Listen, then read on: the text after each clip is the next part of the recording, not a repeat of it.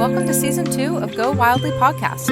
We are Emily and Heather, two childhood friends who carry a mic into wild places like rivers, trails, and forests, with wild people to host raw, honest conversations about adventure, healing, identity, and the transformative power of nature. In this season, we're centering the voices of people who call Southern Oregon home. Outdoor enthusiasts and outdoor professionals whose lives have been shaped, changed, or are continually influenced by time outside. Come along as together we go wildly. Hey, you wildly wonder. Thank you so very much for listening to the podcast. It means the world to us. Okay, I have a little mission. Pause the podcast right here. Make sure that you're subscribed to this guy, okay? It's going to be a fun time over here. And if you so wish, we would love a 5-star review or whatever your heart's inclined to do. Also, leaving us a review truly helps the algorithm, and we appreciate you doing that. Thank you so very much. Also, little tidbit, over on Instagram, we're having so much fun over there. Lots of behind-the-scene footage, some POVs, just some fun, unhinged content. If you love the pod, that's where we go wildly, for sure. So don't forget to follow us over there. Okay, back to the show. This episode is brought to you by our friends at Row Adventures. If you've ever dreamed about disappearing into a wild canyon for a few days, rafting incredible rivers by day, and sitting around a riverside campfire at night, this is your sign. Row has been running unforgettable river expeditions since 1979 on legendary rivers like the Rogue, the Salmon, and the Lochsaw. And because you're part of the Go Wildly community, you can get $100 off any multi-day river trip in 2026 or 2027. Just use the code GOWILDLY when you book. All capitals, no spaces, GOWILDLY, and go wildly with Row Adventures. Hi! Hello! We're alive. Yep. See if I can get some. It's a little dark. We're about to go out into the sun. Yes. Hello. Okay. Today on Go Wildly, we are super excited to be joined and floating with Angie Braley. That's her. Woo! Angie is an anthropologist, a river guide, and a conservation professional whose work sits right at the confluence of people, rivers, and community. She works as a training specialist with the Society of Outdoor Recreation Professionals, and runs Detour Consulting, where she helps organizations and communities build outdoor programs, steward rivers, and collaborate on conservation projects. Her connection to rivers runs deep, from guiding trips on Wild and Scenic Rivers to supporting river protection efforts across the U.S. and Latin America. Here in Southern Oregon, Angie also founded the Applegate Paddling Club, helping grow a local paddling community built around stewardship, education, and simply getting more people out on the water. Angie holds a master's degree in anthropology and sustainable development from Colorado State University, and her work has been recognized by groups like the National Geographic Society and the U.S. Forest Service, including the 2024 Forest Service Award for Outstanding Support to the Wild and Scenic Rivers program. And she lives here in Southern Oregon. What a badass. These days, you'll find her based in Rouge, where usually somewhere near a river, chasing the next paddle, spending the time with her husband and their black lab, or on the hunt for the perfect taco. We are so excited to be joined with Angie today. Both Heather and I know her privately in our personal lives, and we're going to be talking about rivers, community, and what it means to care for the places that connect us. Whoop, whoop. Where are we at? We are just under the Highway 199 bridge on the Applegate River, and we are going to be floating from here through the confluence of the Applegate and the Rogue to White Horse Park on the Rogue River. So we're going to get 2 rivers, 1 day, all with Angie. Yeah, woo, let's do it. We're going to be in 3 boats, 2 rivers, 1 day. 2 boats. 3 boats. 3 boats. 3 boats, 2 rivers, 3 people. 3 people. Okay. Yeah. 1 day. Uno más. Let's go. All right. Why did I? I don't know. Well, I was gonna put in my boat. Okay. Put your boat in the water, and then I'll hand you back the camera, and I can help a little bit with my one hand. Ooh, this is a good Ooh. heart-shaped one. Little heart rock. Heart rock. Yeah, it's a good one. Maybe it'll. That's a good sign when you find it right away. Get in there. Oh yeah. Get up on in there. The water is cold. Oh, it's cold as fuck, dude. Feels good. Yeah, I'm spicy today. She's a spicy enchilada. Heather's going paddling. Fuck. Okay. Well, just hold it while I get my boat. Hi. This is gonna be interesting. I'm not gonna lie. This is gonna be interesting in the beginning. Okay, I actually might. To get past this, I'm gonna turn it off for a minute. Okay, we'll catch you in just a moment. Show them what it is. Well, it's not that big of a deal, but it is when you're holding a freaking When you're on the camera. See, there's just a little baby white water. Okay, I'll be right back. Howdy, friends. Quick little pause on the adventure. First of all, we just want to say thank you. Truly.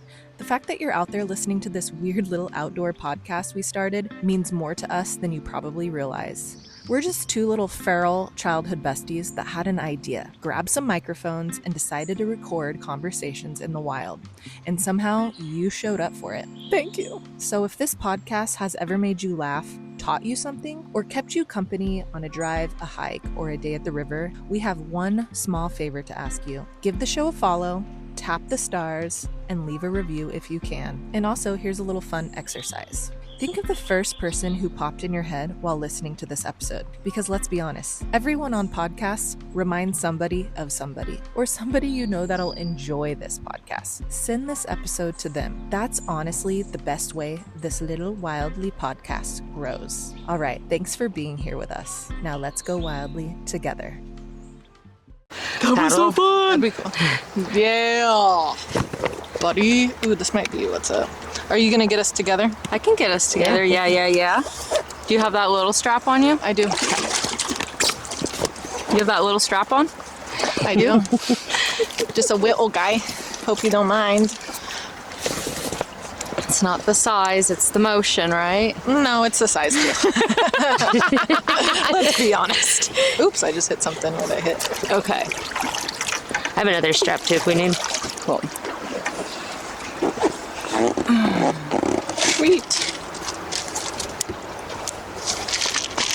I get a little moist. Do you want to be in the front or in the middle? Yeah. Yeah? Yeah, if I have this so I can get all of us chit-chatting away. Okay. There we go. And I'm going to be the one without a like if I can't really paddle. Well, then, yeah, you should be in the middle. Okay. We want to be three ways? Three side by side or end to end? Whatever's I don't know. the camera. I almost want to see if I can do one of these. Sorry, guys. We're gonna try. This is the first time we're doing it like this, so we're just gonna working it out. test See, look, this. I can kind of get. Just you. Well, I'm trying to. This is longer than my arm could get, though. True, I mean, but just you hold can move up. it around when it's on your arm. I could go like this, and then we could be. Look at, I could see how it's shooting. Help me with that. Help me, Mom.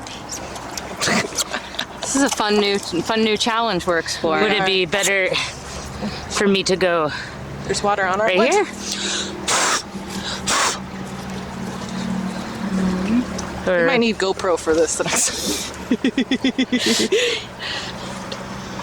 I mean, mostly we need Angie in the shot. So Well, I was thinking if we could go, Angie should come right here on the other side of me, and I should be on the like this, and she should be right here. okay. Let's try that.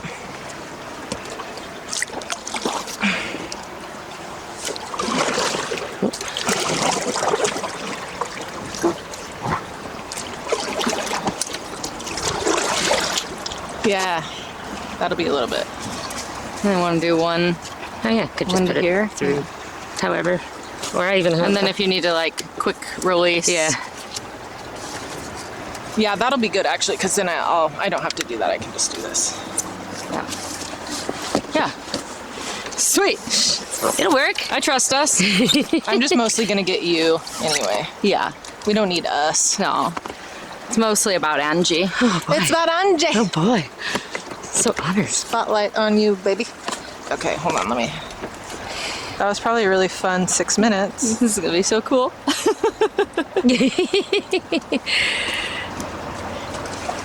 The most unique shoot we've ever done. All right. Yes. Yeah. That's actually some good POV. Yeah. Oh yeah, that dang. is.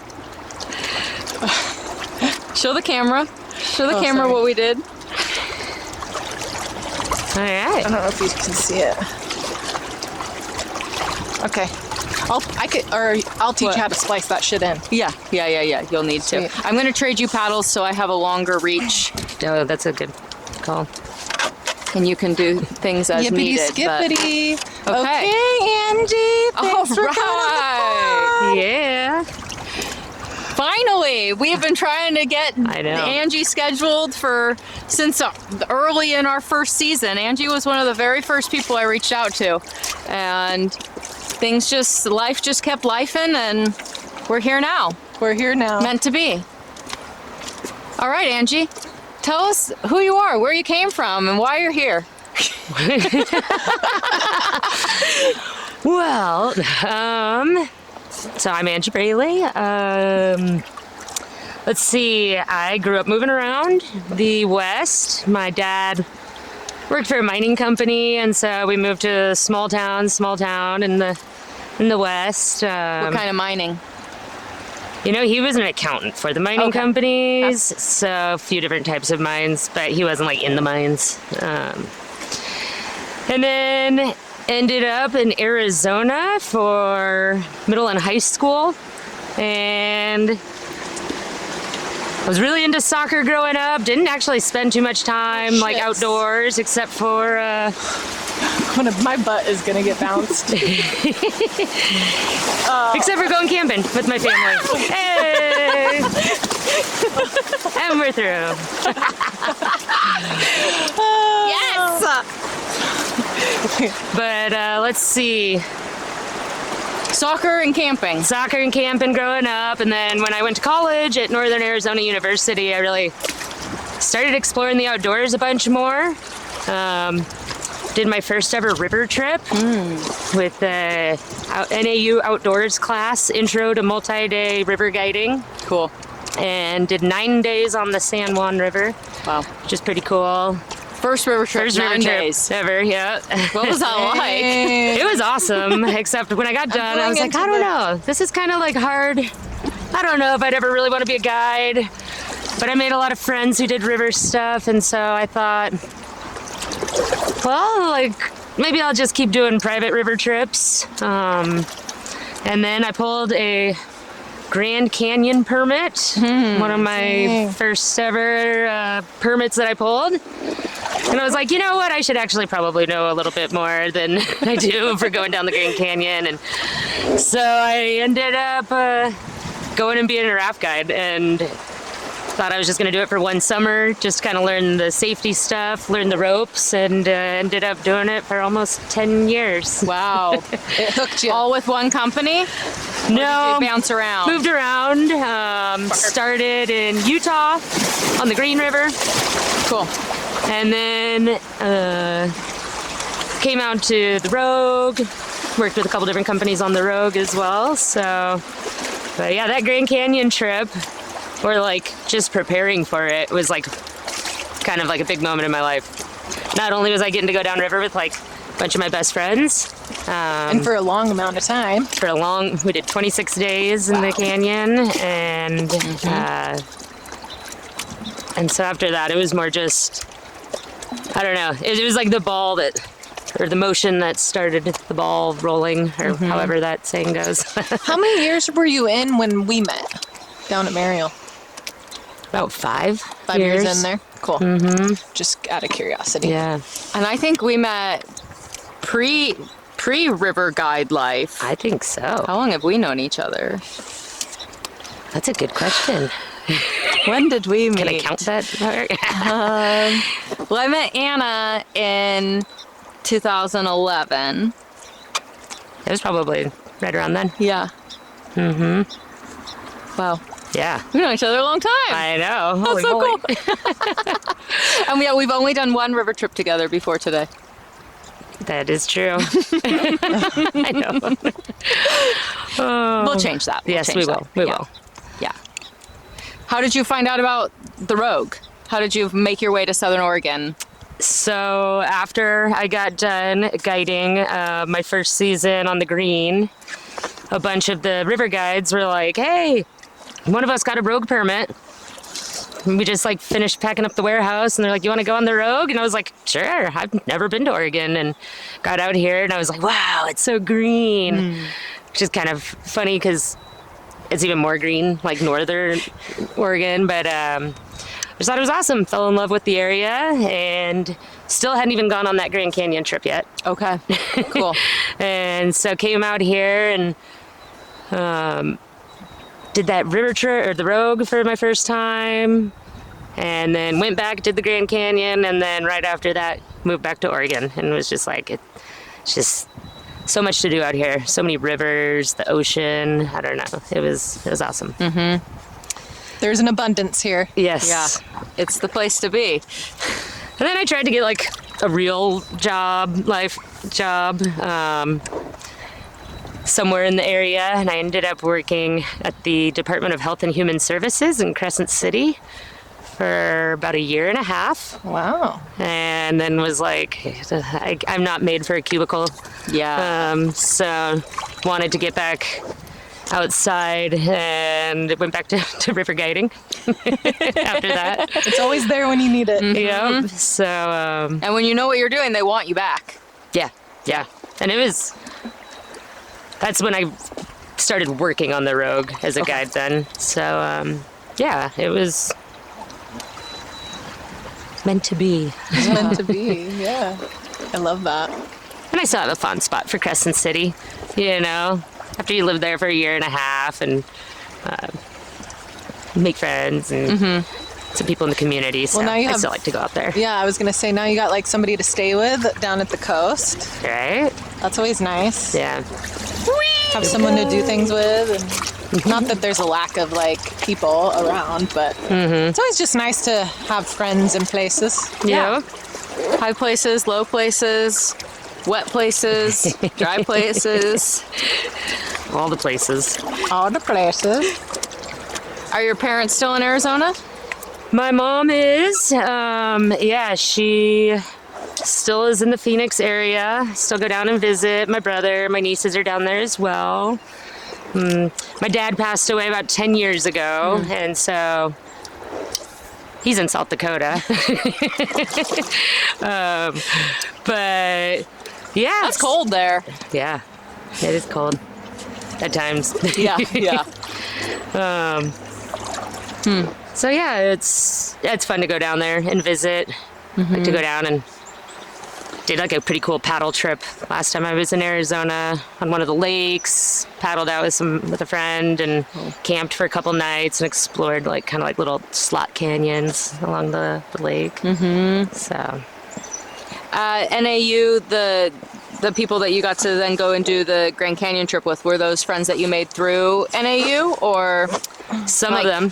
without like having river experience, but then you get to go on a Grand Canyon trip with some of your best friends? Yeah. Like, how does that friendship collision happen? You know, it was a combo of some friends I met through college, but a lot of them were actually friends that I met in high school. Cool. Yeah. I have a pretty solid group of girlfriends. There's 11 of us that all graduated together, and we all still adventure and hang out together. We do like a once a month Zoom call Hell to this yeah. day. That's so special. So yeah, it's a pretty special group of That's friends. a good Wow. bond. I've always yearned for Hell yeah. group connection like Yes. that. I've always felt like I have lots of friends in lots of different groups, but nothing that's really like all of us are like the ride or die Yeah. crew. We're formulating. Yeah. Yeah. Yeah. Yeah. It's building. Yeah. It's like finally in my 30s, like Hey. finding the people. Right. No. I've always admired that kind of group cohesion and but like you all have things in common and share We have things hobbies in and common. interests. We're also different too, you know, and that's what's kind of cool is we all celebrate Going each down the other's right way, guys? differences. We will find out. Might get a little we'll just narrow. Can we lean get in. in? I think so. I think so. Yeah. We're on an adventure. Oh my god, I thought that was a real dude on a horse. So We found our horse people. yeah. Okay, I think moment we've of got it. I think Yeah. we've got it. Yeah, moment this is while chill. we traverse the river. I'll try to help you too, Emily.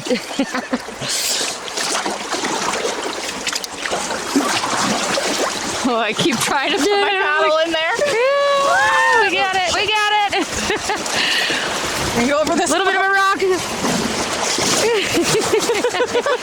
Yeah. We probably should have done that channel.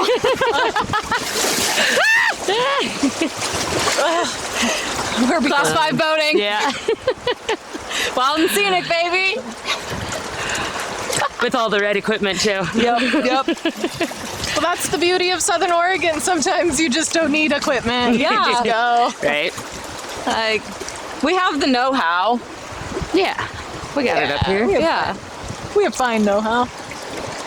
Heather has the anxiety. Heather's doing great. We got you, Heather. Heather's doing You're doing great.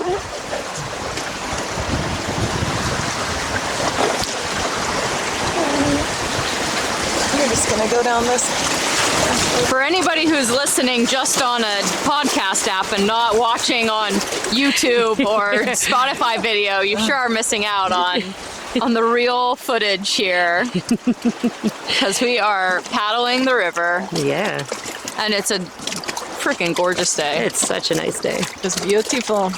Wow. For spacious skies. For amber waves of grain. Okay, hold on, guys. How and why did you leave river guiding? You know, it was a hard decision. I love it. I probably would do it forever, but it was starting to take a toll on my body, my wrists, my shoulders. And I determined that I wanted to be able to run rivers for all the rest of my years. And so maybe not doing it all day, every single day of the summer would be a better way to make sure I can do that forever. And then also, like, not gonna lie, it's not easy to live on a river guide wage, right? It's not lucrative. So, yeah, I was like, you know, what else could I do? I did some work kind of bopping around for different nonprofits. Locally, worked with like Siskiyou Field Institute for a while. And then when COVID hit, it's kind of like, all right, everything's changing. Now what? I ended up getting a job with River Management Society, which is like a national organization, helping do some river conservation, and got to do it from working from home in the Applegate here. Sick. So that was pretty nice. And then after that, you know, I essentially just kind of kept finding opportunities to get into the current role I'm at, which is I'm part-time with the Society of Outdoor Recreation Professionals, or SORP. And then I also have kind of like my own consulting thing going on right now too, which wasn't necessarily something that I was like seeking to do. I just happened to be in like the right place at the right time, and people started being like, "Hey, we could use someone like you to help us out." And I'm like, "Hey, Yeah, tell me You more can. about that. What's that look like? You're consulting. So it's kind of where whatever people need in a way, as far as like helping with organizational or like company management, project management type stuff. So For any kind of company or just outdoor recreation companies? outdoor rec. I've also got a client that does utility education outreach. It's Okay. kind of a unique thing. So like if you ever see like a brochure, like don't climb a power line. They produce that kind of information for power companies and then brand it for the power companies and their own Interesting. branding. That is very So, unique. Yeah, it's like that one. I just happened to be in San Francisco at a restaurant, and someone was like, "You know what? I could use someone like you for my company." And I was like, "Hey, well, Then call me. Yeah. You can So- use me.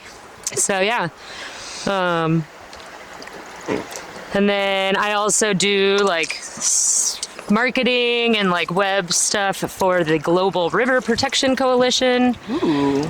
That's kind of like a volunteer role right now, but really cool group of people from delegates from all over the country or the world, representing different countries for river protections worldwide. And so help out with like, marketing, promotion of stuff, website stuff. Another little ripple. Oh yeah, there is a little rock right here. Oh, that's a big rock. We don't want to hit that. We missed that. Woo! Woo! Oh, That looks like an old boat. oh yeah. Oh, just saw fish jump. Oh. Apparently there's a ton in here right now. Good. If up in here. that guy asks us again, we can say we caught one fish with our eyes. Yes. Were you doing stuff, some mushroom things? I was doing like growing gourmet mushrooms for farmers that's markets, which was really cool. Are you still doing that work? Not anymore. Really, I just found out that like I am a puzzle person. I like to solve problems, and it was a little too like mundane for me. It was kind of the same thing every day, the same formula of stuff. And once I had kind of cracked that, I was like, all right, what's next? Yeah, you totally. know. I get like that too. Also, a lot of people. It's kind of an interesting thing. Is like. There's a lot of research out there around how anywhere that was a former British colony tends to be very mycophobic or scared of mushrooms as a culture. Really? And, What's the correlation there? you know, it's kind of just like around this notion of toadstools and like, yeah, Hallucinogens? not just like that they'll poison you. Oh, So poison. a lot of like former British, like the United States, like people tend to be like, ooh, don't touch that. That can make you sick. And you can't actually get sick from a mushroom by just touching it. But when I was trying to sell mushrooms at the farmers markets, I would probably like sell 1/10 of like how many people took photos of them. Oh. People were like, ooh, those are beautiful, but I don't eat them, or I won't touch them, or I just don't like them, you know? And so it's Odd. I was like, man, I should just do like $5 for a photo. But That is a little odd. Yeah, Yeah. I'm really curious about that. I've never heard that, and neither. I want to know more Yeah. about that. I know it's a different flavor. Like it's, I love the flavor of mushrooms. Yeah. So I don't Yeah. know why, but I do too. Yeah, flavor, Depends. texture. There's so much variety. They're And now, easily grown, easily foraged. Really good for your health and Totally. your brain and your digestion, and like they're kind of a superfood. I think that they're gaining more popularity right now because of all those extra like benefits and stuff too. But what was your favorite mushroom to grow? ooh, I like What's your favorite to eat? Maybe that. Namikos are one of my favorite. They're kind of like smaller, brown, and they have like a really nutty flavor to them. And if you saute them up with some butter and like slivered almonds, they're even nuttier and really good. Yeah, that sounds great. But really, any kind. I like Right. it. Any kind's really good. All mushrooms win. I want to know Even the more about tips. sorp. Yeah. Especially because, as we talked about in the car, Heather and I are both in like outdoor. Well, the podcast is essentially about outdoor recreation and outdoor recreation professionals, and we both have avenues in our life directing us towards even furthering our outdoor recreation professionalism. So, tell us about this society that we could maybe be part of. Yeah. So it's a member-based organization that is nationwide. And the real purpose of it is to support people who plan and manage outdoor recreation, and also like help balance like outdoor recreation with protecting natural and cultural resources. Cool. Hell yeah. So like, I don't know, that's like a bunch of like big jargony words, but I like to think of like, if you think about like all like a crowded national park, you know, and trying to help the people who manage the national park figure out like, maybe we should, let's see, maybe it's like really crowded during certain times of the year. Are there ways that we can disperse the crowds? Usually they say through like engineering, education, or enforcement, but that's usually like the last one that you want to get to. And so it's kind of just, that's like one aspect. We also deal with, I do like coordinate trainings around how welcoming and inclusive an outdoor space might be. From like everything to like, is there graffiti all over, or like is the trail wide enough for a person who uses an adaptive bike to go, you know, is there a gate that's blocking? Clean bathrooms. Yep. So a lot of the people that I work with are staff of the Forest Service or the Park Service, also like state park agencies, local agencies, kind of all different levels, and trying to, provide support and training however I can as the training specialist. We also have like communities of practice for people who are trying to deal with similar issues. We also provide like all sorts of library and resources. We've got our own podcast called Planning the Wild.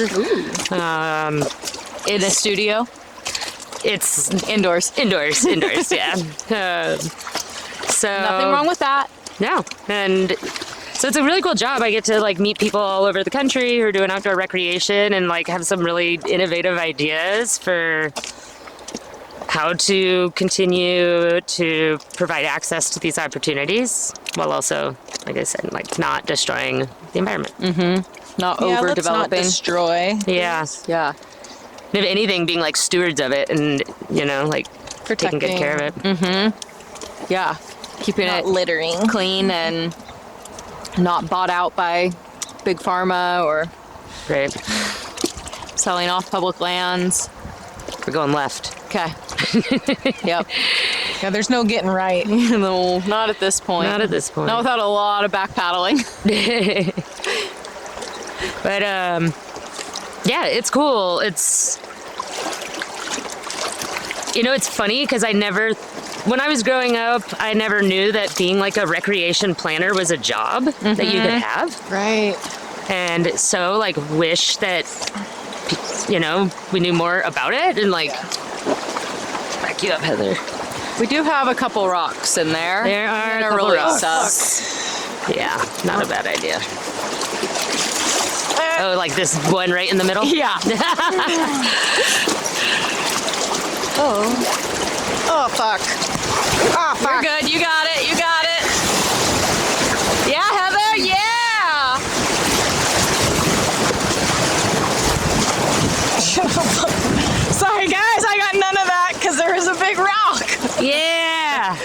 And then I got one. Don't keep your eyes off the prize.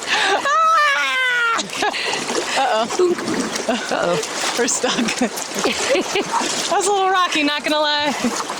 I think Will we you might have take lost this? one of the little straps. That, No, I got it. I was got gonna it. grab you and pull you I got it. backwards. I got a strap. Well, Come on. there were two. I think there might only be one now, unless you grabbed the little one. That's fine. I got another one too. Okay. Sacrifice to the river gods. That was smart to That was unstrap a though. good call. Bro, yeah. I would have went Right over top. and the camera was like this. Yeah. Hold on, I was trying to keep it so I didn't go in the drink. And there is some water. We might need to rice this bad boy when we get. Sorry, guys. So the Applegate might not be good. Well, maybe just a bigger boat. Could a bigger boat make it? Yeah. Whatever. Like we could all Like in the little gotten cat. all cute together on one of my little cats. Okay. Yeah, I'll let you guys stay together there. Well, that was fun. Where were we? That's super fun. Let's see. Yeah, SARP. That sounds cool. Yeah. Sorp. Yeah, it's cool. It's a cool organization doing some really cool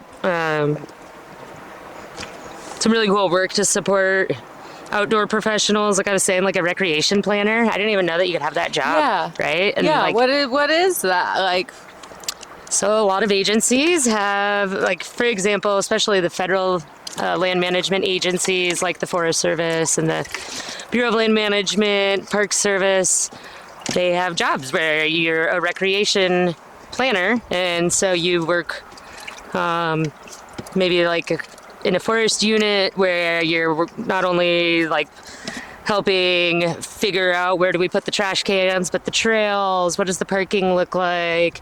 Is it a river stretch? Do we need to put in river access? What does that look like? Are we going to permit it? Are we not? All finding these out things. what are the activities that are going to happen here and how do people use it and access it. And also thinking about like things that don't even exist yet, because a lot of times they'll like write plans that are then in place for 10 years. I was actually just at this conference and someone had a robot dog and was posing the question, like, should robot dogs be allowed on sidewalks? And kind of just getting to this whole idea of like, there's things that we haven't even thought of yet, or like drones that can carry people through a canyon, you know, like, Oof. like, you know, and The presence of drones in general. right, that's been a big change Yeah. in the last 10 years. So it's people thinking about that.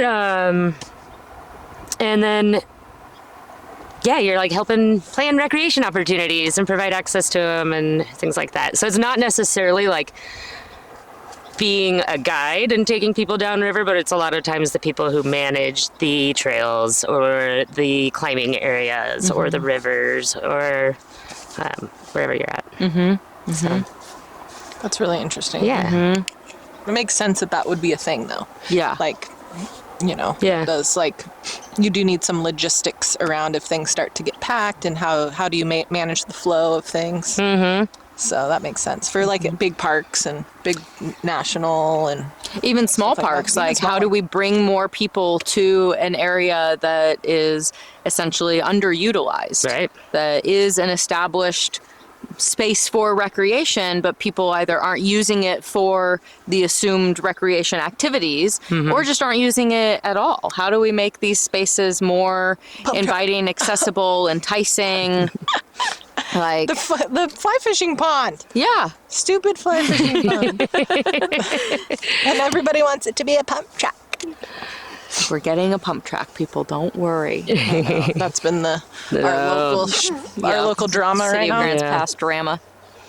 Yeah. Yeah, like how do we get people excited to recreate? Right.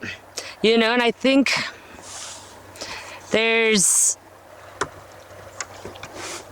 like definitely like a culture around it. And I would say sometimes the outdoorsy culture hasn't always been the most inclusive culture. You know, there's kind of like barriers to entry to like buy gear and like have the know-how, or not being raised in a family who did it or something like that. And so I think there's a lot of work being done too to also kind of change that.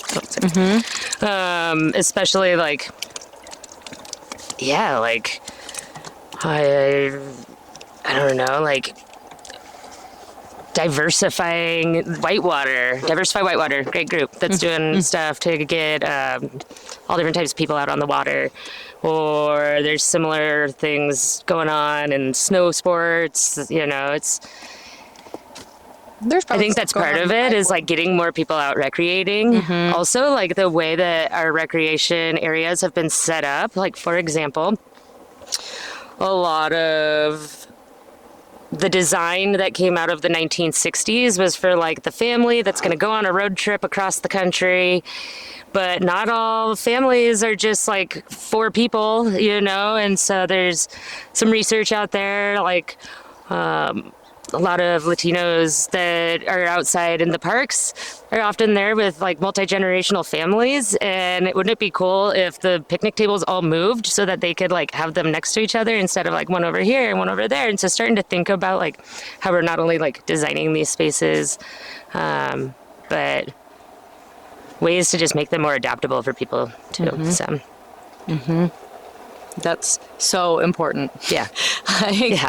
To arrive to a space and say, oh yeah, we can be here. That it's not already restrictive just by like prior planning or absent-mindedness, just not considering the breadth of people that want to have access to a space. Yep, totally. But how do we like all these things, all these adaptations and all these corrections of the past cost money, right? And they require people to have that broad thinking and experience and insight. Where do we get that? That's a good question. How do we reach these kids? It sounds like it's like a cohort, right? Like just groups of people getting together to, you know, start the conversation and then take the first actionable steps. Yeah, and keep that. I don't know. Keep the conversation going. Communities of like practice. Like there's often times where I'll get together with other people who are doing similar work, but maybe like in Vermont or Colorado. Be like, hey, this is what's working here, or even like outside of your like discipline or your sport or your recreation topic. So, for example, with the Applegate Paddling Club. I've been like taking some ideas from the Rogue Valley Hang Glider and Paraglider Association. They did something really cool with like different, I want to say it was like flags, don't quote me on this, where they had these flags available for local property owners to put up in their yard as like, yes, this is like an emergency land spot. You're welcome to land here. Do you want me to take the camera? Do you feel more comfortable? Yeah, I'll stick it in my life jacket. Okay, we might pause for a moment, guys. This is the last one. Okay. This is the confluence. Okay. I think. Hopefully. Did we go by the Big Eddy? No, not yet. Okay, then maybe it is. I feel like this has got to be the confluence. I want some. Oh, did I do it? Oh, shit.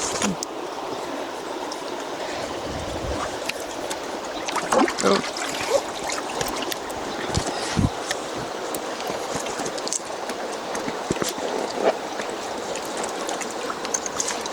Okay. Yeah, rocks. See, we just need to get around the fucking rocks. Shallow. Shallow. Oops, sorry. You're good. This is Emily's POV. I got another POV on me. Hell to the yeah. This is what's up.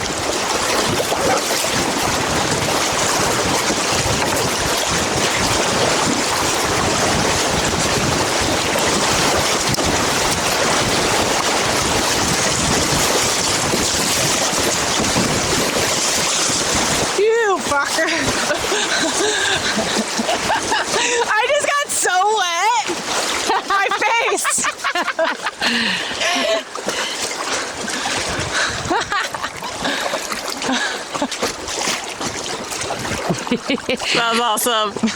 That was cool. I didn't get it. Angie's just canoeing back there. Yeah, I know. Eh. Okay. Well, that was not the confidence, obviously. I know where I am. I know what I'm doing. This is a good angle, yeah. Angle of the dangle. This is actually really fun. I wish we weren't like having to manage the camera equipment because I want to come back and do this stretch. Yeah, just for funsies. Yeah, it's a cool spot. Yeah, that's fun. Sounds like there might be another little There might be something one around the more. corner.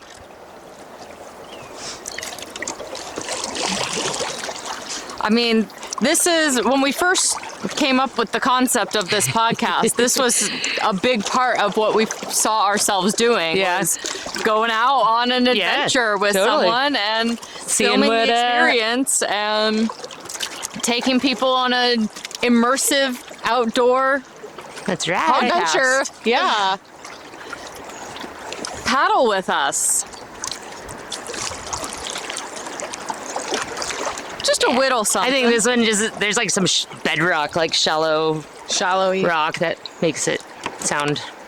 Sound a little bit Bigger. more violent than it is. Not that it's like too sharp, but like, I don't know. I just was trying to manage that camera. Yeah. Oh yeah, totally. I got it. And then also like, while I am on the river, not as much as I'm sure you guys. Right.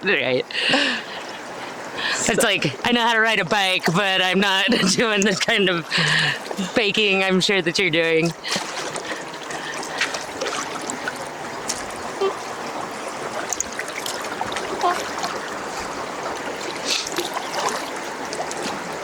So once again, if you're only listening on a podcast app and you're not watching the video that we are filming while we go on There's a this big rock adventure, right here and right here. you are missing out. Oh my Oh god. yeah.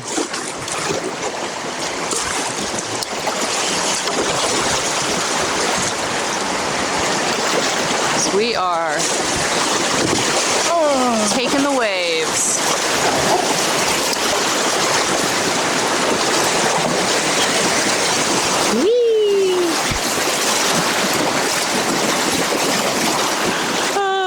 There's another one up here, guys. What's that?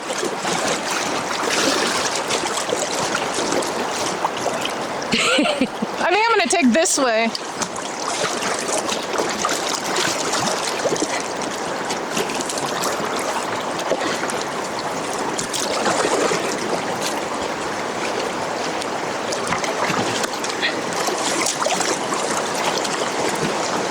Did the Applegate see some good high water? A couple weeks ago, yeah. Oh yeah. It did. It got up to 3,000 CFS down here. Okay. It's about 300 today.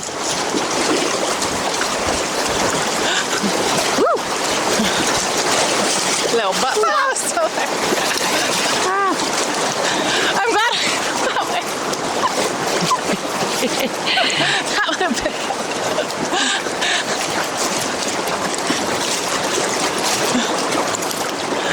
Oh my gosh. That was funny. I'm glad I took that way. Yeah, it was a little crazier. A little extra spicy over there. It was a little spicy for sure.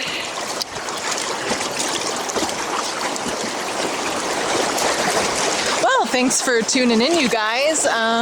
This is the Go Wildly podcast going through active rapids and not being together to chit chat. So I thought I'd put in a little break ski right here and say, are you subscribed to the podcast? Have you given this episode 5 stars? I mean, if you want to, you can give it 5 stars. If you don't, then that's your own prerogative. We can still be friends. I'm friends with everybody. And share this with a friend. Yes, share this podcast with a friend. That's how this little fun passion project pod grows, is if you share it with a homie. So do that, give us likes, give us comments, follow us on Instagram if you haven't done that yet. We do some really fun behind the scenes stuff there.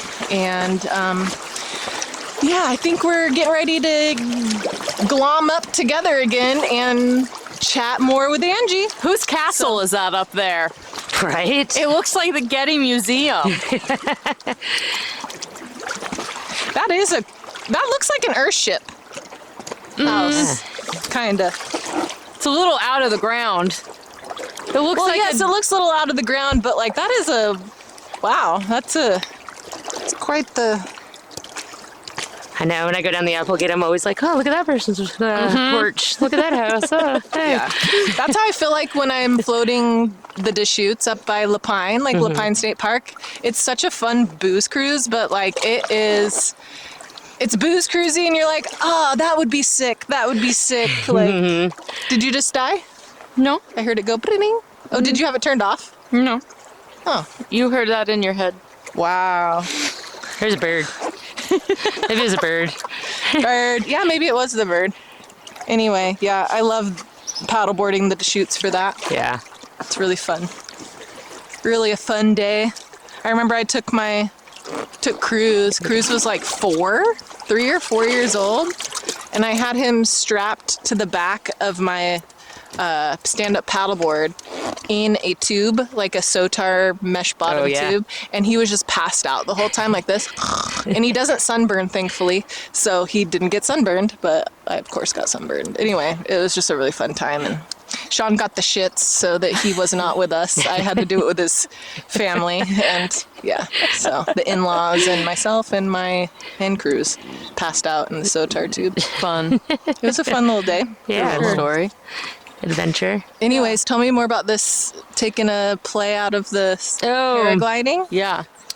Yeah, so they have like these flags that property owners can get, and it's like you can use this as like an emergency landing zone. Oh, cool. Or absolutely under no circumstances do not land here, because there are people who don't want people trespassing. Yeah, like marijuana farmers. And so I was like, that's a cool idea. I wonder, like with the paddling club, we've tried to make it so that we're not doing like giant group outings, just to be respectful of property owners and encourage people to go in smaller groups and to be aware of like where they're at, because there's a lot of private property on the Applegate River.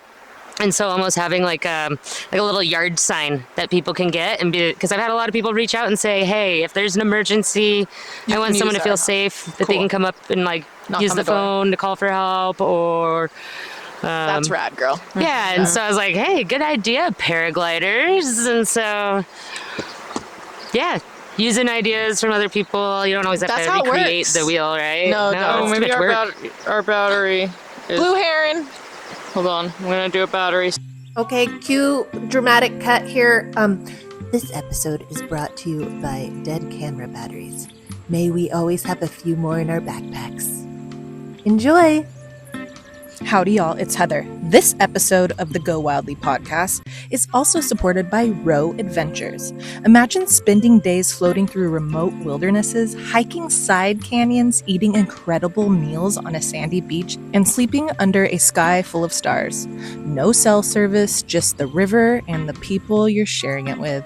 It's the dream, baby. That's what a multi-day trip with Row is all about.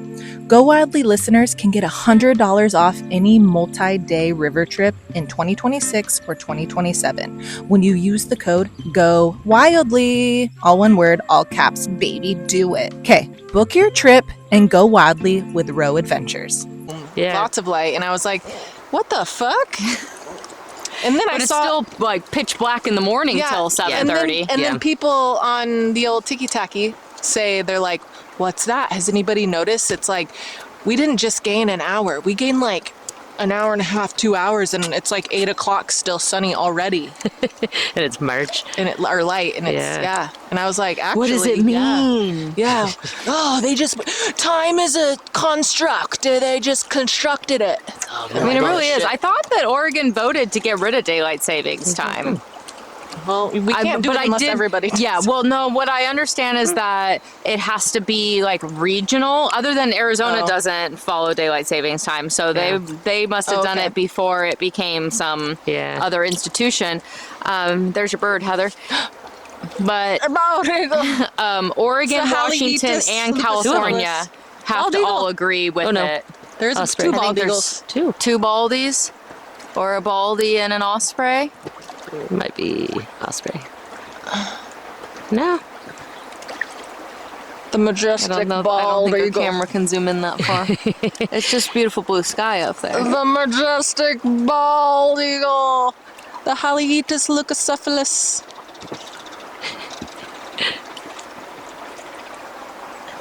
Yeah, I think Oregon, Washington, California all have to agree to do away with daylight savings time, and then the whole like Pacific Standard Time will be standardized. Shit, what time is it? Nice. 3:13. Oh, okay. Well, let's paddle on. All right. Yeah, let's do it. I'm glad you got to back up. Huh? Glad you got to back up. Yeah. But still, yep. All right, Angie, tell us some crazy stories. Yeah, we need Crazy some stories. Yeah, some, wildcat stories. Oh, I don't know. Like, you gotta have something spark it. Any bad flips and rescues? Yeah, are you comfortable telling us about one particular? Yeah, I'm happy. Well, we're probably not happy about it, I'm but happy to chat about it. I am very open with my experiences of being on the river and seeing all sorts of stuff. I assume you're referring to Wildcat Rapid. Yeah. Oh, I did say wildcat, but I had no idea there was a actual situation that went down. Okay. Yeah, about 10 years ago. Gosh, 10 years ago? I think so. Whoa. Time sure on a is commercial a flying trip, construct. Wow. Had a fatality on the river, which was really sad, right? Really sad. It was. Was it? Did you guys get flighted out of? No, wasn't you guys. No. There was one while I was working at Mariel, and the vat came down at the lodge, or not the lodge, but the ranch. Okay. Anyway. No, we ended up taking out at a black bar that night. The person was in an inflatable kayak and just kind of went up into the rock jumble in the middle of Wildcat and flipped and got stuck there. Took a couple different rescue trips going back to get him out. Like full trips? There was some people who went back the next day and were not able to get him either with the gear or the circumstances. And then another group went out a couple days after that, and I joined them on that. I wanted to be there as kind of like to bring some closure. Because you were the trip leader on that trip? I was the trip leader. And it was just like unfortunate. I don't know if there was anything that I could have done differently. When the person's in their own craft, there's a little bit of risk and responsibility that, And, I say that the river doesn't care how good you think you are. The river I've seen the most experienced people have accidents on the river too. So sometimes shit happens, right? Since then, it was really important to me to get back on the water. And luckily I've got a great community of friends, and I was actually able to get out pretty much almost the next day. Went and did a stretch on the Upper Klamath, the Caldera stretch. And that was more just like, needed to get my nerves out and needed to get back on the water. I still have like a very healthy respect for water and probably take the dry line more than some people do, but we hear that a lot out of guides, actually. Yeah, they don't go too ham. Well, when you've seen your fair share of stuff, it's like I don't want to ruin everyone else's time on the river too by just doing something to be ego. Yeah. And you want to be able to keep doing it. Yeah, exactly. Right. Keep doing it. Yep. So what's like protocol when something that crazy happens? Like, so you guys obviously the whole trip took out and drove back. It was a small group, so Okay. there was only 5 guests on the trip, and they all knew each other. So it was And just, they knew the deceased. so it was just the right decision to make. Do you have any training around like consoling people, like the shock of it, or like is how? Yeah, I would say at the time, like a wilderness first responder did not deal as much with psychological first aid. It is being more incorporated into things, and there's like actually great training courses online. The Responder Alliance is one that offers webinars and all sorts of resources and support, especially for people who do like search and rescue or like ski patrol folks is a big one.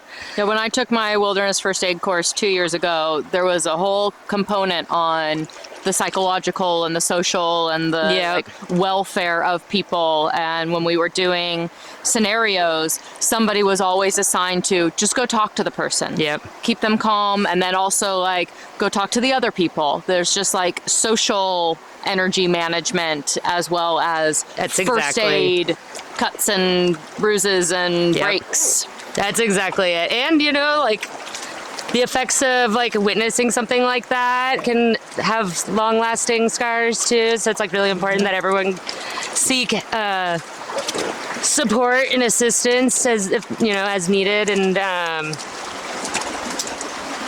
yeah, I would say like when that happened, one of the first things that we did was like we got to make sure the group is okay. Like after we realized, it had moved from like a rescue to a recovery. Let's like all pause. Let's like make sure we're all okay. The group's okay, and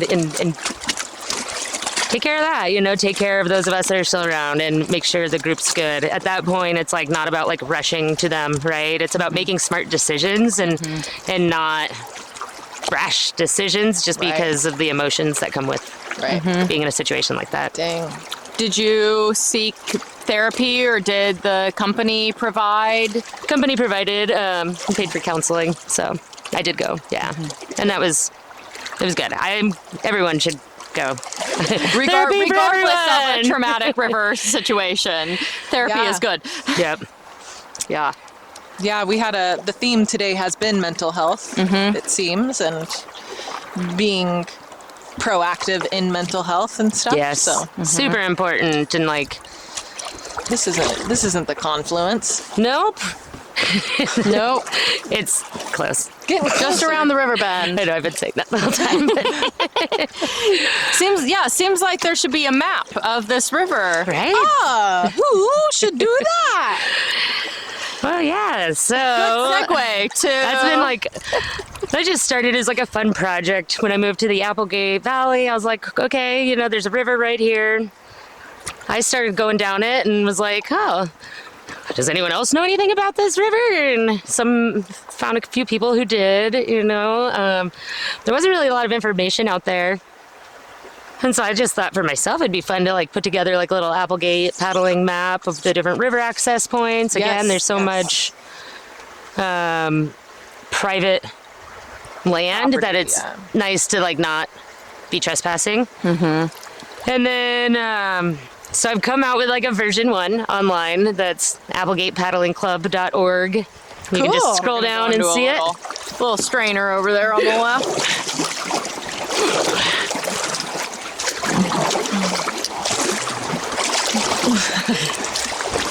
Hold please, another break. Are you subscribed to the pod? If you aren't, hit that follow button. Hell yeah, brother. Like, dang, I need to just fill our lag time Right. when we're not all together. But I'm now working on a version 2 of the map that's going to be a little bit better than just like a colorful squiggly line. That's awesome. So that will be coming out. Hopefully I'm going to have it ready to distribute like in May. I received a small grant from Greater Applegate to pay for printing of it and distribute it out at different places. It'll also be available online for download. Not trying to like make any money off of it. I'm just trying to share information and, you know, provide opportunities, help educate people so that they're not trespassing, right? Reduce the barriers to entry to get out there. So, and the Applegate, I mean, it's not like quite the inner tube river that people think it is. I would say almost every stretch has some rapids, and some are pretty big, depending on the water flow and stuff. And so I see a lot of people trying to inner tube and who get in trouble. Maybe they're not wearing a life jacket or PFD or something. And so also just helping people understand. More awareness around it. What they're getting into. Well, I tell Emily all the time, I'm like, have you floated the Applegate? The first time I did the fish hatchery to the bridge, the 199 bridge, I was like, oh my God, a whole new world of floating has opened up for me. Like, I felt like I was in a different area. Totally. Not my backyard. And it was really awesome to get another taste of what our beautiful region has. Yeah. It was really awesome. That stretch too, it's almost like got like big vines, and like I felt like I was in like Florida or Georgia or something.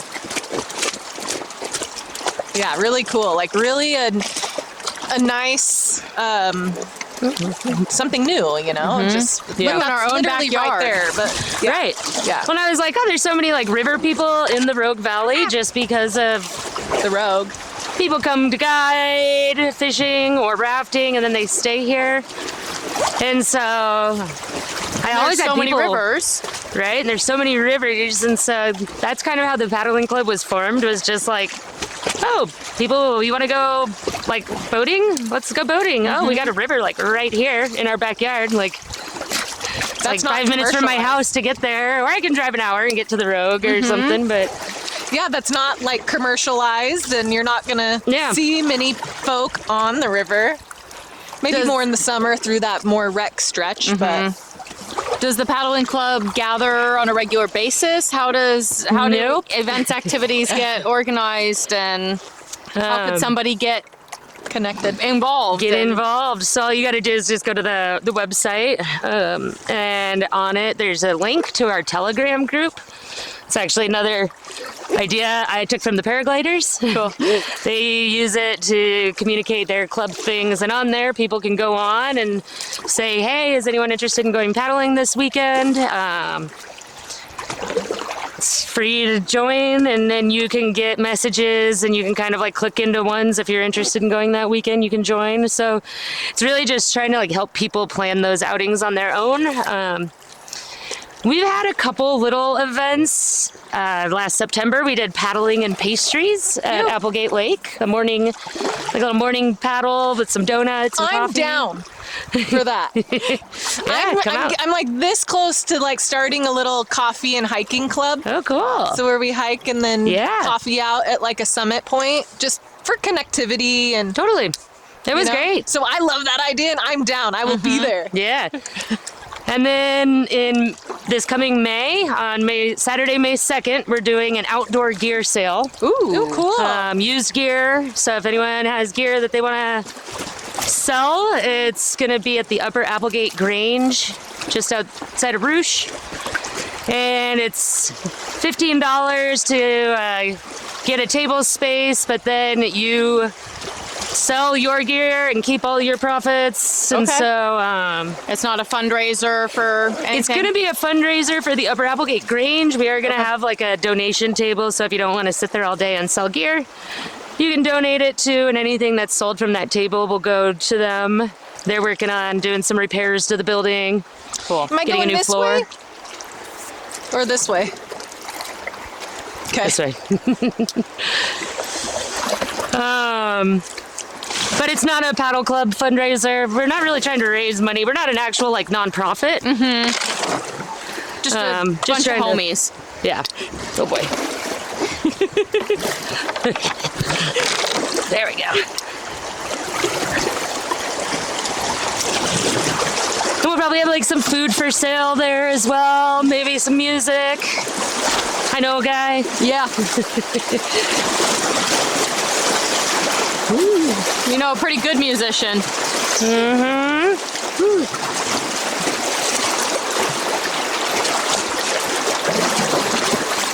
So that's gonna be like our big spring thing. There is no that way. It looked like it. Up into the swamp. Yeah, it did. It looked like you could go that way. Pushing it around.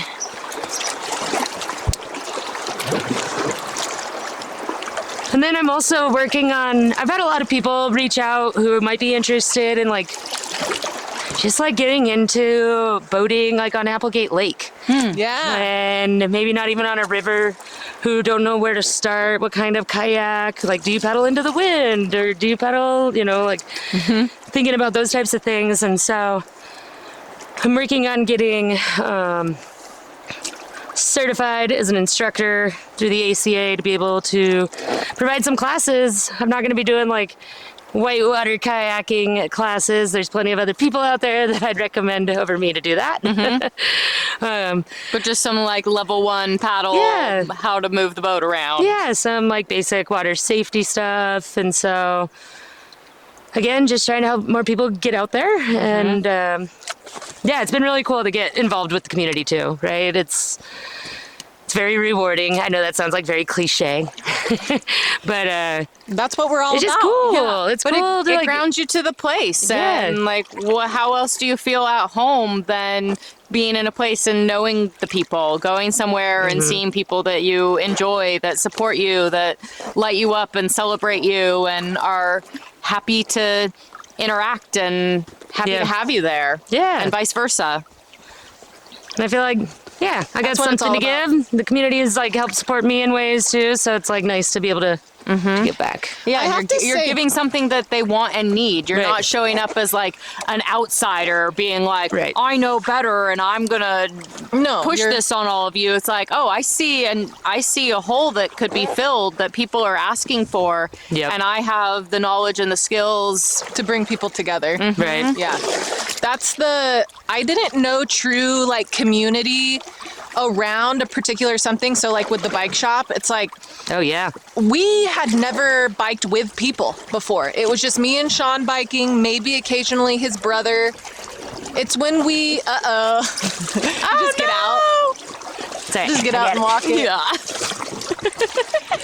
It wasn't until we bought the bike shop and like we formulated a weekly meetup Yeah. and a weekly bike ride that like true community started to form. And then now we call it like the bike fam because Yeah. like there's so much core community there that, you know, not necessarily every week the core comes out, but like when we plan big bike trips and stuff and we invite everybody, a lot of people show up. And it's created such a cool canister of like bike community, and Yeah. I love that. So but it wasn't until we bought the bike shop and like it kind of gave us more of a broader purpose to bring people together.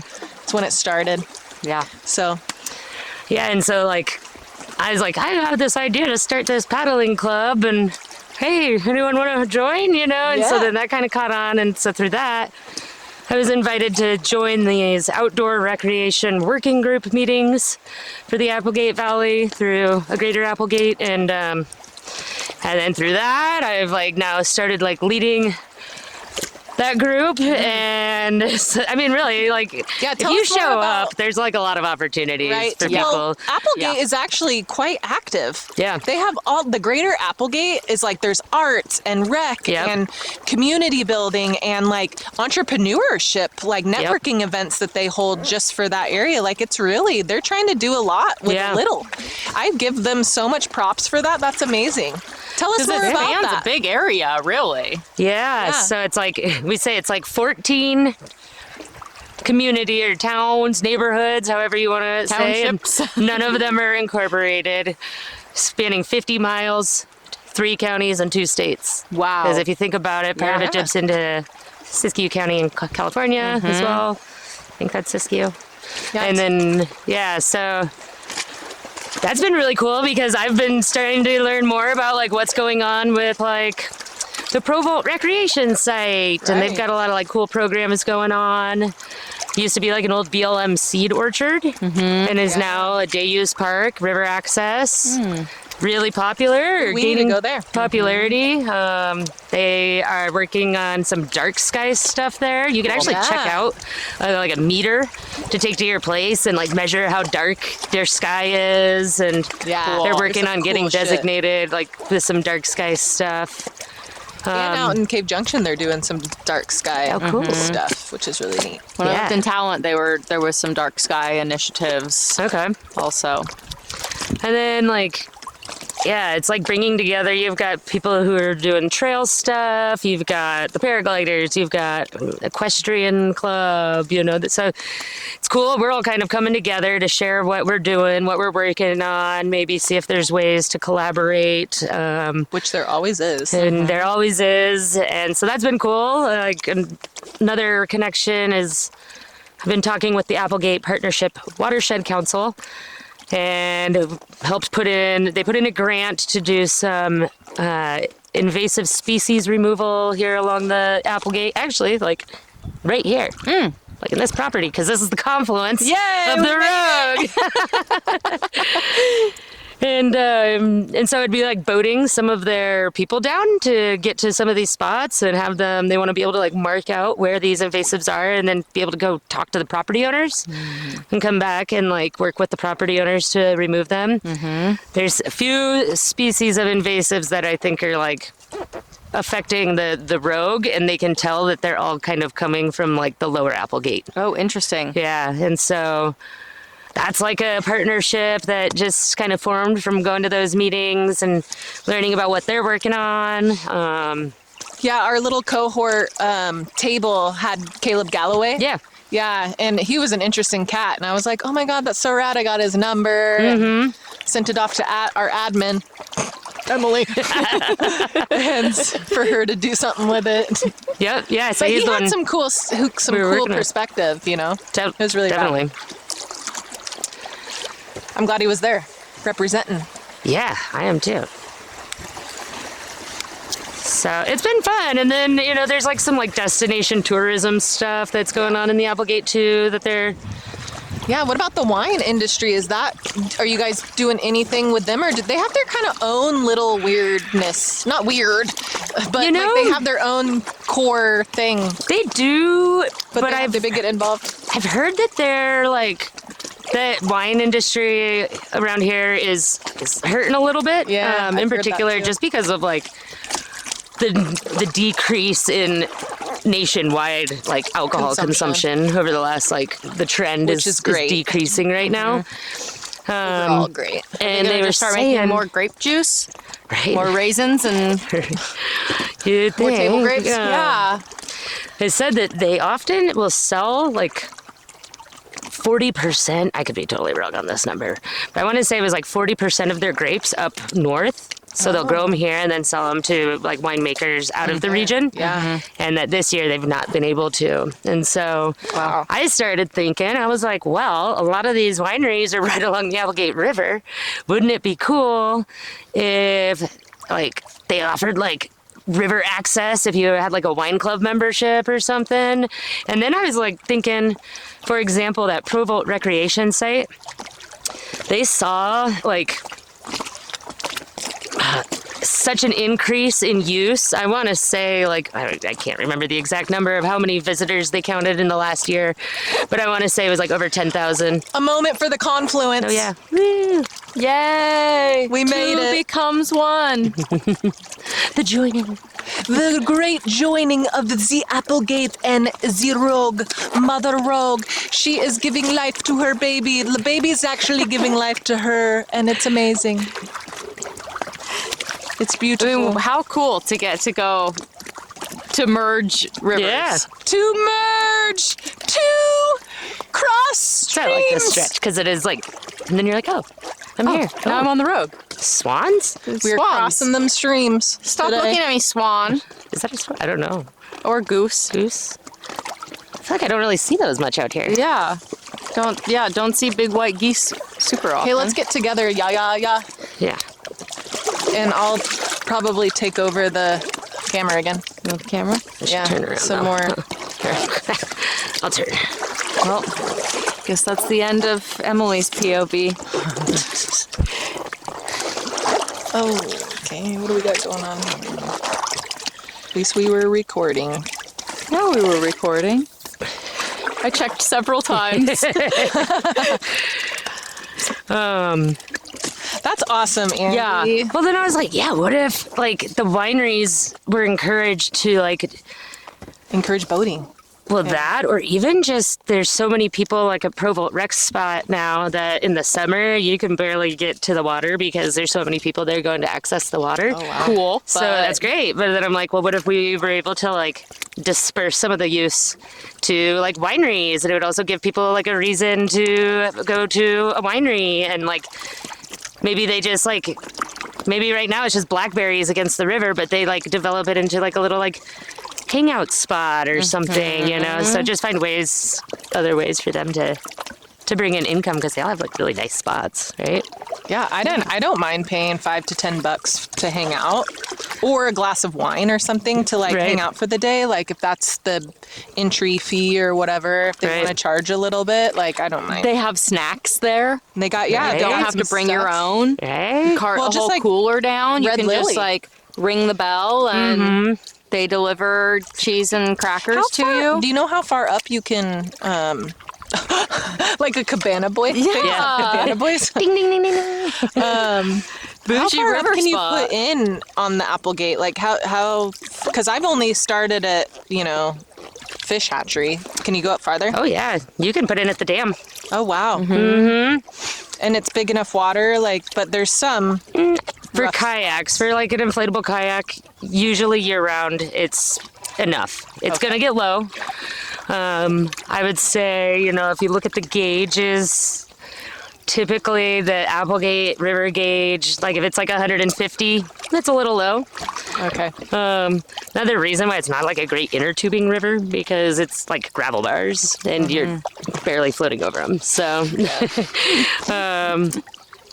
however, there's some fun stuff to paddle up, like from the dam to like almost like McKee Bridge area, and then from McKee Bridge down to Cantrell Buckley down to the town of Applegate. So there's some good stuff. Stretches, cool. Yeah. And then you can even go, the middle fork of the Applegate is above the lake in California. Mm-hmm. And that one's more of like you got some solid class 3s in there. That's more just like winter runoff, but also people boat that as well. Really? Yeah. Oh, yeah. That's why it's like it'd be cool to get like, well, these are fine too, but like the pack Yeah. Pack raft, yeah. raft Right. would be just like, because then you can pack it up and you can get it in and out and nice spots and. And you're more enclosed. Yeah. Yeah, you can like get like the skirt and stuff. A couple weekends ago, I went on the Sandy River. This is the first time I'd been on a river north of Roseburg in Oregon, which it's like weird that I've not even made it that far. There's still so many rivers to run down here. Same. I mean, that was one of the intentions of this pod, was like, there's so much of Oregon that we've never seen or experienced that we want to see and experience. But And with purpose, in a sense. Like Yeah. with Yeah. a little underlying purpose that could maybe potentially make us money, therefore we could do the trips, and it's all a big cycle of Right. like yumminess. Yeah, so That's that was ultimate- yeah, what was the Sandy like? It was, well, I thought we were going like on the really flat stretch, but no, there was rapids. There was fun. We didn't flip. So we were in like IKs and whatnot, but it was super fun. So just like, yeah, Will do again. definitely. That's exciting. Yeah, there's so much here. There you go. Let me put this bad boy That's me. away. The camera? No, No. that- Paddle. Oh, okay.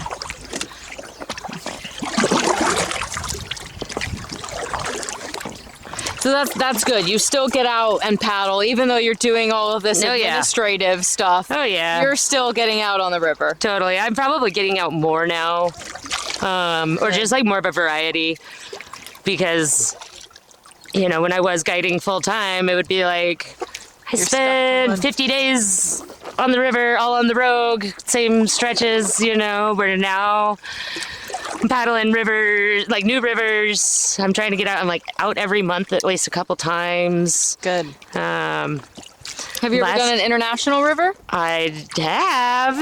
I just went on a honeymoon last summer Woohoo! to Europe. Congratulations. And thanks. And we ended up doing 2 river trips while we were on that. We're only planning for one, and then did like a little bonus day rafting on the Struma River in Bulgaria. Oh, Wow. Yeah, it was cool. wow.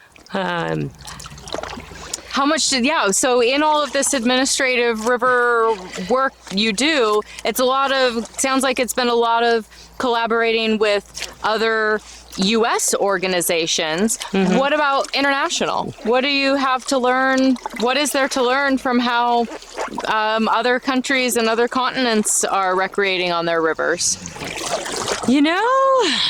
Are they recreating on their rivers, or were they in Bulgaria? Oh yeah, there was a big rafting scene there. Wow. They were like getting ready to host like the European Rafting Championship or something. That's pretty cool. We also went on a river. Oh, and I guess we're just about at our takeout, so we'll have to do our wrap-up questions after this one. And probably not quite right there. Yeah, we'll go maybe down to the Yeah. to the beach. So yeah, it was.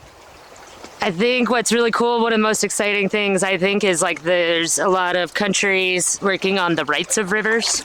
Cool. And then having rivers like with their own like inherent rights, and like having like someone who speaks for the river in like a court decision and things like that. So that's pretty cool. New Zealand's been doing some work on that, as well as even like in Lyons, Colorado, there's a river that the town has voted to give rights to. Wow. So there's like some cool work being done internationally and within our country. Amazing. I think that's so, like, I think we gonna there's go so much to downstream? learn from, Yeah. Yeah. Are we gonna go around, right, and catch that, Eddie? yeah, we'll go around all the strainers. There's a spot down there? It's a rocky beach. Oh, but- yeah. Since the boat ramp is a parking lot, apparently. I think that there's just so much to learn from other countries in the world. Yeah. That the U.S. often tries to do things just on their own. You're right. And the rest of the world has a lot of insight and a lot of experience and a lot more history to tap into. And you can recreate just like that on a boat ramp. Okay, so since we're at our takeout, I guess we'll wrap it up and say, first, thank you so much for taking us out on this little Applegate float Of and course. talking story with us. Pull in here and Pull me in, then. I'm pulling you in. What is your favorite piece of outdoor gear that you tend to always have with you? Well, when I'm camping, I always have my cuddle buddy with me. Cuddle Dog buddy. or husband? Huh? Dog or husband? No, it's a piece of gear. Oh, what? It's made by Fun Lovin' Fleecewear. A friend of mine, Kelly, owns the company, and she makes fleece Paco pad covers that are in fun designs, but it's like a fitted sheet that goes around your Paco pad, and so then you Cuts can like the sleep cold. on like, and on the other side it's cotton, so if it's like hot out you can do that, and it's reversible, and it's just made like my Paco pad sleeping like even better, even though like I could sleep anywhere on a Paco pad. That's a great gear So check choice. it out. And then, that's probably my favorite one. Awesome. Yeah, It's so unique. I'm getting one of those for sure. They're cool. And they make even a double one. Perfect. So Yeah. we've got some singles, we got a double, got the whole lineup. The whole family. Yep. And a piece of advice for your younger self. Ooh.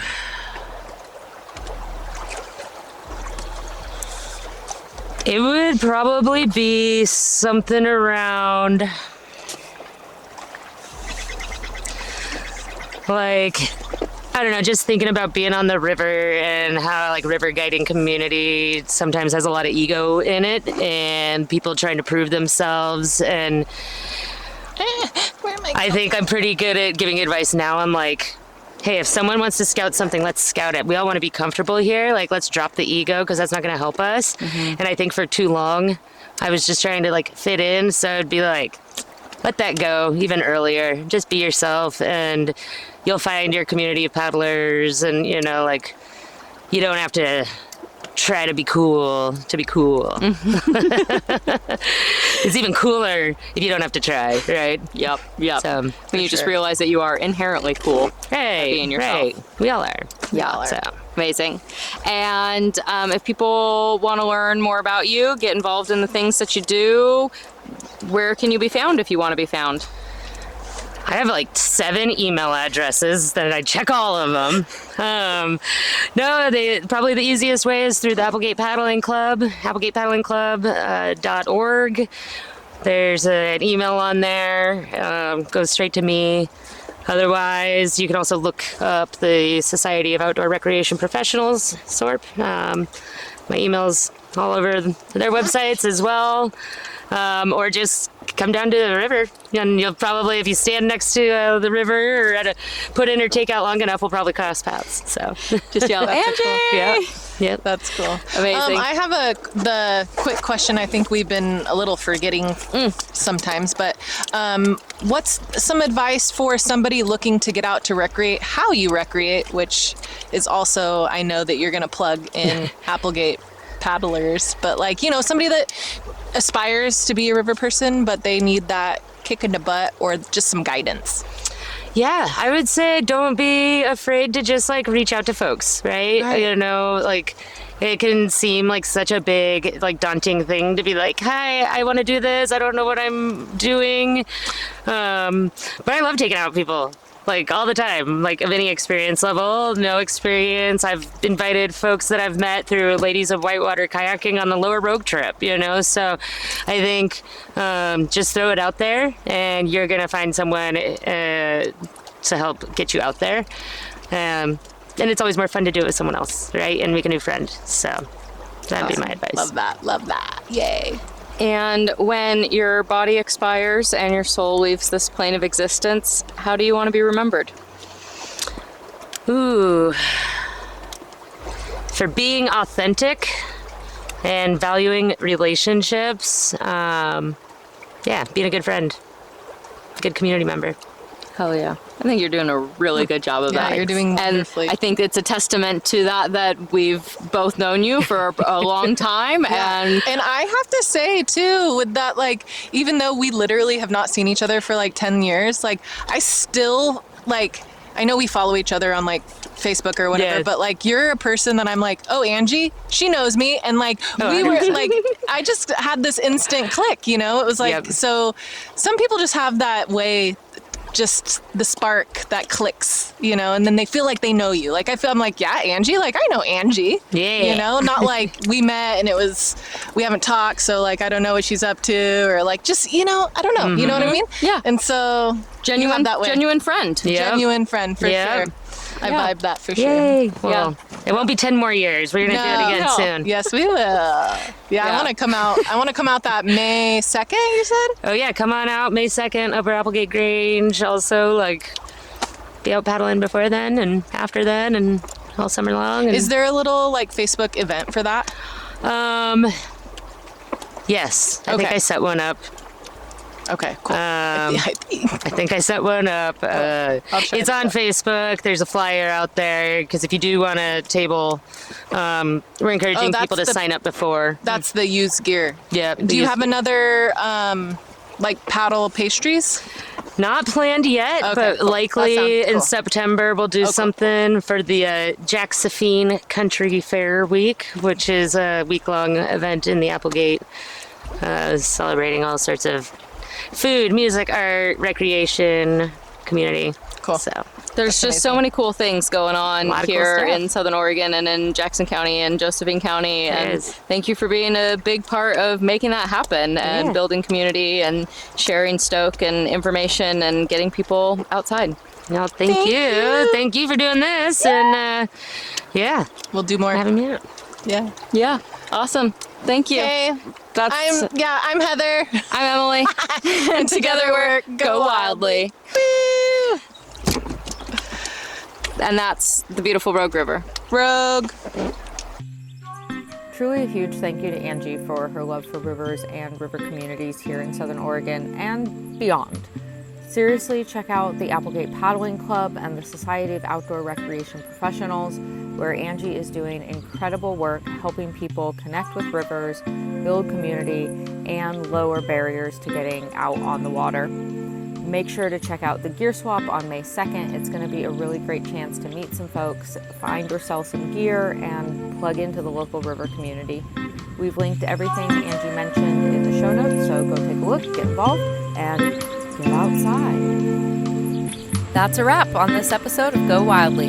From the bottom of our backpacks, thank you for listening. We know you enjoyed the show, so tap follow, tell a friend or two, and leave a quick review if you can. It makes a real difference.